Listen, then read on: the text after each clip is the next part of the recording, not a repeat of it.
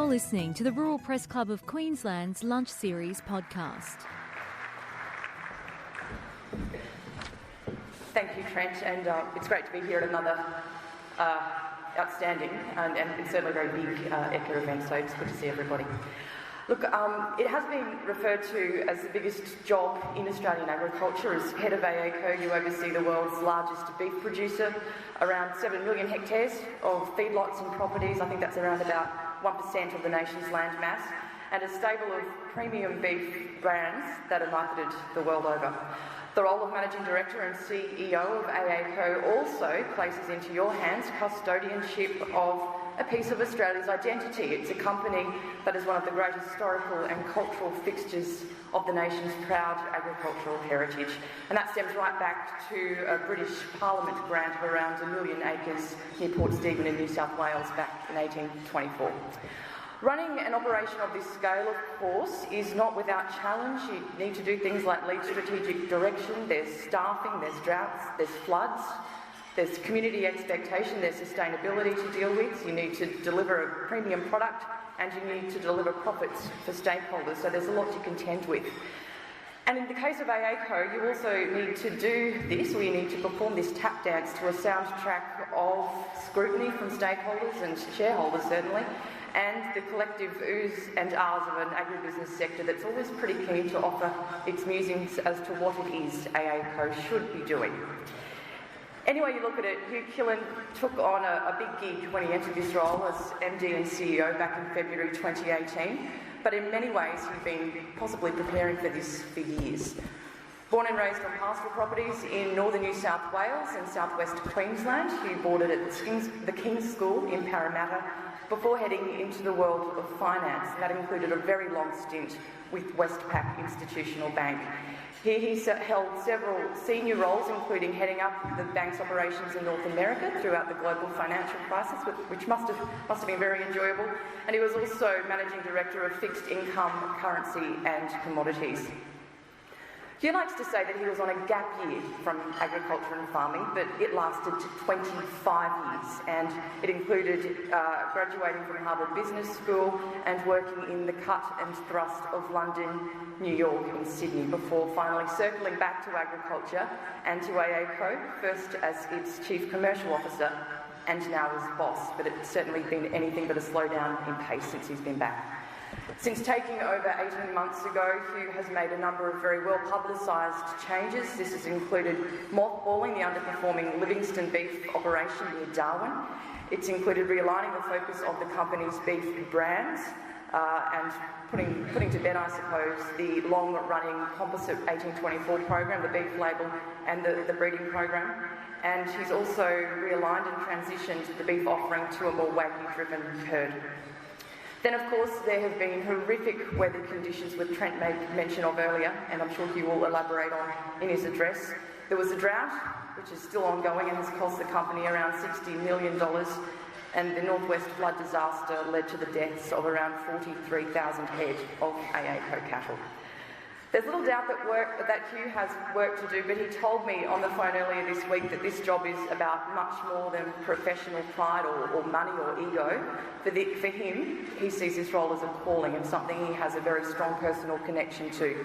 He says that he's determined to deliver not just for AACO but also for the entire industry, and that while AACO may be an old company, it's also one that has infinite potential. So with that, let me introduce Managing Director and CEO of the Australian Agricultural Company, Hugh Killen, to tell the story.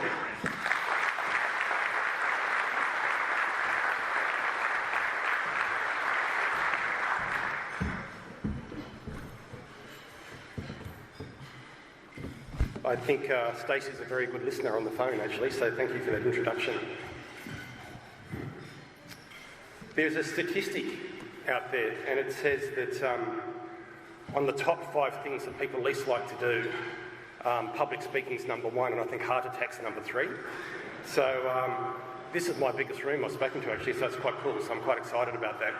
But the public speaking heart attack comes from the fact that my mother's in the room for the first time to hear me speak since I think I was a teenager at King's, so that's where the pressure is coming from and not the room at all. And she's come all the way up from our farm in southern New South Wales, so thanks for making the trip. It's an absolute pleasure to be here this morning representing AACO, and as we said, it's something that's very dear to me as the CEO to be here and talk about our company a little bit. Before I start, I'd like to acknowledge Senator Susan McDonald, the National Senator for Queensland, Leader of the LNP, Deb Frecklington, and many of the parliamentary team who are here today. The Honourable Andrew Fraser, former Deputy Premier and now Chair of Sunsuper. The Honourable Larry Anthony, Federal President of the Nationals. My erstwhile minder, Trent Thorne, President of the Rural Press Club of Queensland.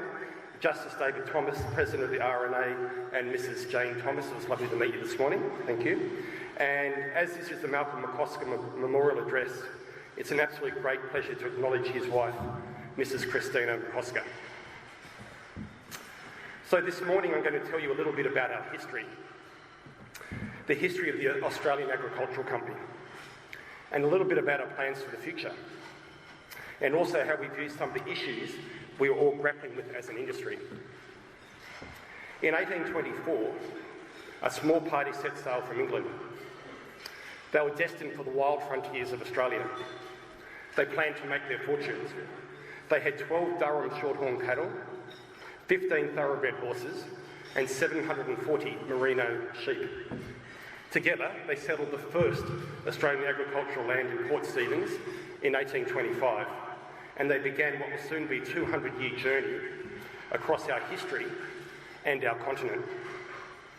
Unfortunately, the sheep didn't like the coast very much, and after some land exchanges, the group settled further into the wild on the Liverpool Plains and Peel River, and this would become what is now the famous Gunnagunoo Station. And here they began introducing shorthorn bulls from the old country to strengthen the herd. Things ran pretty smoothly for the rest of the century, right up to the Federation drought, when the team began seriously looking north. The First and Second World Wars brought labour shortages in wool, and AACO pushed further into beef. By the 1930s, 100 years after landing in Australia, we had become a fully fledged northern beef company. We acquired Headingley at Urundangi in 1916 and Avon Downs in the Territory in 1921, and we took over Caldervale in Queensland to hold cattle coming south. From 1948, we expanded our footprint across the Territory and the Channel Country. We acquired Santa Gertrudis animals, which are well suited to the north, and then we expanded into the Gulf Country. Here we introduced Brahman cattle, further adapting to the new land and climate. By this time, we were selling big numbers into the commodity beef market. Our product was shipping around Australia and actually shipping all across the world. We were respected at home and in the industry, but the people eating our product didn't know or care about AACO. In the 1990s, we significantly ramped up our breeding program. We developed Austral Downs in the Territory and Meteor Downs in Queensland, and we developed the Canoe feedlot at Emerald at a 20,000 head capacity. In the 2000s, we acquired the West Home and Wallara operations. This introduced Wagyu bloodlines to our herd, and we began our early foray into branded beef. Although, as we learned, putting beef in a box with your name on it and waving goodbye isn't quite the same thing. Today, we're one of the largest landholders in Australia. We are the oldest continuously operating company in Australia. We have one of the largest Wagyu herds in the world. From those 12 shorthorns, today we run around 400,000 head of cattle across 26 properties in Queensland and the Northern Territory. We sell beef under our own brands in 27 countries around the world, and this is just the beginning, but I'll talk more about that shortly. Whichever way you cut it, this is a remarkable history. Many of you will know a similar story from your own families. Over the journey, we have left our mark. The original Gunnagunoo aggregation needed an outstation northwest of the main homesteads. This became Tamworth. So, the way I look at it, you could say we were pivotal to Australian country music. Now, I can't tell you the number of people with a personal connection to this business. You only need to see my emails to understand the advice I get from passionate ex-AACO people. We've left our mark on them. We've left our mark on over 1% of Australia. We've left our mark on cattle bloodlines across the north, and we were there shaping new markets for our industry around the world. We understand our history, and we are proud of it. This has left us some great assets, some great skills, and some great experience. We own a diversified group of properties across the supply chain. We recently moved cattle from the drought to the Gulf country after the 2019 floods.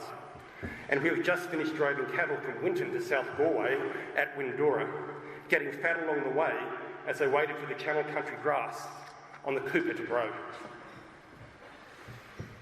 It is a beautiful land. The land begins for me with the perfect stillness at dawn, before the activity and excitement of the day takes over. And it ends with the peace of dusk and the fields of stars at night. It's a land full of surprises, even when we know what's coming. Every year we see 2,500 square kilometres of lakes appear suddenly across Brunette Downs, and you can't see the Channel Country in full flow without being humbled by the beauty and the power of this country. Our history also lives in generations of bloodstock in our herd and the knowledge in our people. Today we have a deep understanding of our animals, the global beef trade and the land. Together this knowledge has helped us build one of the largest and best Wagyu herds in the world. These assets mark us out, and they give AACO a unique position in the world today. But the world that built these assets is changing in ways that no one could have anticipated, and we know that history is not enough. New markets are opening at an unprecedented rate. The rise of China, India and the rest of Asia is reshaping our world. The opportunities and challenges of Asia's growth will define us as a country and also as an industry. New global infrastructure is reshaping how we engage with new markets. Global logistics and information platforms connect us to customers in real time, and the old days of waving goodbye to your product at the farm gate are over. If you don't have your eyes on the whole value chain, you are flying blind. New competitors are emerging too. The US keeps fighting hard, and South America is a global powerhouse. Individual producers are utilising bloodlines from Japan and elsewhere, and they are competing all over the world. We know that customers today are willing to spend on quality, but their expectations are changing. Every day they want to know more about where the product comes from and how it was produced. Governments are also finding their way in regulating animal care, biosecurity and land use. And new media and activist stakeholders are using new information platforms to hold us to ever-changing standards. To survive and prosper in this new world is no easy feat. It requires every part of our business to be aligned to a vision, a goal, and a plan. The elements to succeed are actually pretty clear. We need to grow the right customer base. We need to connect our beef to people who are willing to pay a premium for quality products. We need to deliver that quality product for our customers every single time, or we lose them forever. The first connection the customer needs to be with us directly. This means owning our brands. We then get the opportunity to deepen that connection by telling our story. That story has to be something that resonates, and it has to be true. Because if our story isn't really us, again, the connection will be lost forever. To do these things, our people and our culture have to pull in the same direction. There are two parts to my job: making sure our strategy and our people line up, and advocating for the customer. What sets AACO apart is our ability to produce quality at scale. As a large business, I can't make this work every day by telling every one of our experts what to do. To pull in the same direction all the time, we need a really strong culture. There is an interesting coming together here. The connection our people have to our culture and the connection our customers have to AACO are both driven by the same thing. They both want to know they're part of something that matters, something they can be proud of. Put another way, Our people and our customers need to know that we do the right things and that we do them for the right reasons.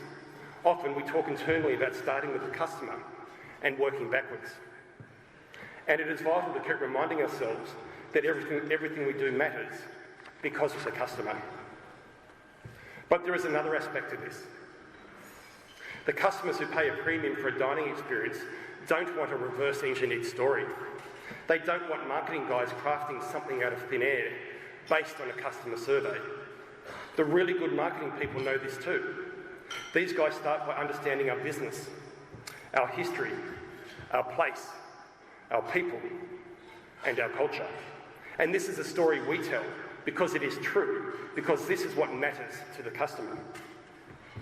So we have to be honest about what moves us to create our product, about why we get up in the morning. And this means that what matters to us is as important as what matters to the customer. For me personally, I do this work for a simple reason. I am moved by meeting a basic human need. Feeding another person is important to me. This is also about family, about sharing with people I love in moments that really matter.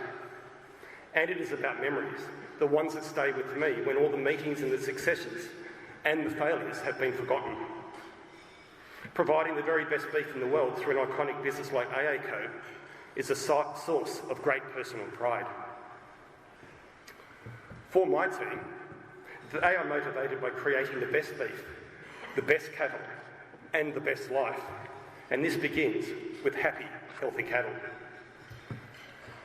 When I first met Brumpy Vaughan, she was an operation manager at Brunette Downs. I saw that she loves the North and that she loves AACo, but most of all, she loves our cattle.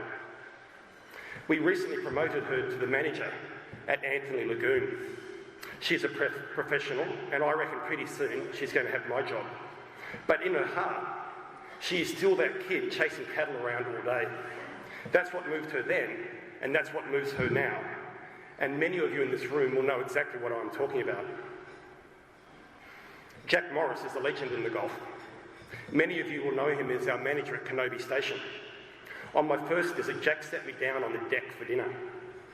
He was as nervous as all get out, and he was cooking a steak for me, and it was good. It was really good. But what I didn't know was that a couple of weeks earlier, Jack had had a visit from some of the best chefs in the world that buy our product. They watched him cooking steaks and gave him a couple of tips from some of the best kitchens in the world. Now, Jack is pretty confident in most situations, to be fair, so to see him fussing like a bride on a wedding night made me realise something. One of our toughest and best leaders wanted to learn from our customers. He really cared about cooking that steak. What matters to Jack when he's running our cattle is that person sitting down, cutting into that piece of beef and taking a bite. Just made a little bit of fun of Jack because his story tells you something about who we really are. But you'll hear more from him later in the context of the terrible Gulf floods. You'll see what I mean about Jack being one of our toughest and best leaders. He feels the pain of those floods, but he never loses his vision for our company, and he never forgets the customers we work for. Just like Jack fussing over that steak, every one of us at AACo cares about these customers. We care about what they feel, about our product and about us. And that's why we care about the brands which connect them to us and then to our story. There is another motivation that we all share at AACo. Like all farmers, we want to leave a legacy for the future. As custodians of the AACo tradition, we have a responsibility to leave our mark through our bloodstock, our brands, our customers, and our land. This is why we are moving AACo into a new wild frontier, reshaping a 200-year-old pastoral business to deliver the best food around the world under our own brands. We believe this is the foundation for our next 200 years, and we believe it is our responsibility to build this foundation. I just want to say, this belief has sustained me and my team over the last 2 years. It is hard to reshape a 200-year-old business at the best of times. Transitioning from a pastoral company to a branded food business is harder still. On top of this, Our industry is facing its fair share of challenges. This savage drought and the Gulf floods are reshaping the Australian beef sector around us in real time. I don't know what the herd size or makeup will be in 5 years, but it won't be what it is now. We've seen changes like this in sheep and dairy, and we're seeing it in beef today, and it will make us stronger and better. But on the ground, we've seen friends and neighbours come under enormous pressure from all sides, from the weather, the market, hateful farm invasions, and the political debate. Our own people feel it too, and like everyone, we take these hits on top of the usual snafus of any large farming operation. Given all of this, it would be understandable to keep our heads down, to run the same old pastoral business, to write off big change to the too hard basket. And yet, we persevere, because we know change is inevitable, and because we believe in the change we're building at AACO. Fundamental to building for the next 200 years is sustainability. Everything we do today has to be sustainable for that long term. Our customers want it, and our stakeholders want it. But most importantly, it's what we want. This language can be confronting, but sustainability is already in our blood. Every farmer wants to leave something more than they found. You can't do anything of value if you can't work with the environment over time. None of us wants to leach from the soil or scar the land we love. Yet the wider sustainability issue has been hijacked by extreme voices on both sides. It's been easier to keep our heads down and stay out of the fray. But those days are gone. And for those of us at AACO, the wider sustainability questions are very, very real. Now, I'm not saying the Gulf floods are evidence of a climate apocalypse, but the science demands we prepare for climate uncertainty beyond what we've experienced in the last 200 years. It's no good caring and telling people you care without doing anything. We've worked hard to develop our approach to sustainability. We have a responsibility to help lead on this issue, and that means leading by doing, leading by listening, and leading by sharing the work of sustainability. We have a three-pronged approach to leading by doing. We try to mitigate the effects of climate change and environmental degradation. We balance the effects we can't avoid with positive contributions, and we adapt to changes which are beyond our control. This means operating to minimise our footprint on the land, the water and the air. It means restoring land and fostering sustainable flora that positively impacts the climate, and it means adjusting how we operate to adapt to changes that we can't control. Leading by doing also means making a clear, public commitment. This is why we released our first sustainability policy earlier this year. As we say in that policy, AACO is committed to being a leader in sustainable beef production. Production of high-quality beef is dependent on a healthy environment and healthy, happy cattle.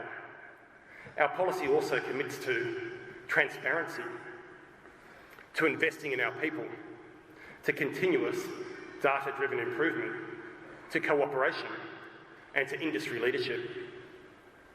Our initial priority areas are environmental stewardship, animal health and welfare, and livestock transport.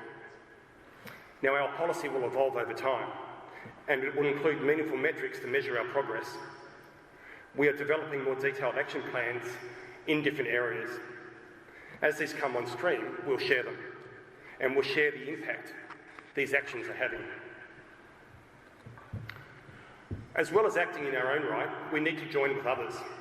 We want to learn from those who believe in our industry, to learn about their approaches and their successes. We also know there are some who use climate change to attack our industry. From them, we learn what we can, and then we leave them behind. We then have to align our work with those who are genuine about sustainability. None of us can address climate change on our own. By sharing what we do and learning from others, we can align with them. and this increases the impact of our shared work. This means building a real coalition of the reasonable. We have to navigate the extreme voices that have hijacked the sustainability debate, and we can only do this by working together. The ones we want to work with believe in a sustainable balance for our industries and the environment. They recognise that we need to act, but always in an environment of inherent uncertainty. And they draw on the science, but they do not overstate its conclusions.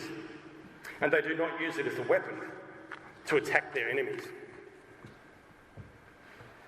If we can build this type of coalition, we can take the sustainability discussion back. We can make it what it always should have been, a practical, honest and nuanced discussion about how we work together. Part of this work must be to change the climate debate and return it to a climate discussion. Agriculture must accept responsibility in this process. In agriculture, we've been taking the long view for generations, learning, evolving, working with the land without ever thinking we really have all the answers. This perspective is sorely lacking from the current climate debate. Our absence from this debate will not stop others, though, from filling this vacuum. Our honest engagement in this discussion might, maybe, help Australia find a way to meet this challenge. Frankly, I don't see any other way we can find a truly sustainable balance. And without that, how can we honour our history and grow our industry? How else can we lay the foundation for our next 200 years?